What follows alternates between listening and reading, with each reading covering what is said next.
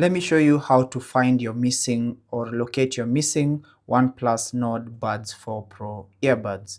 Now, as you can see, I seem to have lost one of my earbuds, and to find it, all I have to do is launch the Hey Melody app on my phone, whether I'm using an Android or an iPhone. As long as they're connected to my earbuds, simply launch that app, and then tap on your earbuds, and then scroll down and select Find My Earbuds. Now you want to tap on this play button right here, this one right here. So tap on the play button and then give the permissions to that particular function, and then tap on it once again. And it's now going to play that beep sound. And as you can see, I've located my earbud.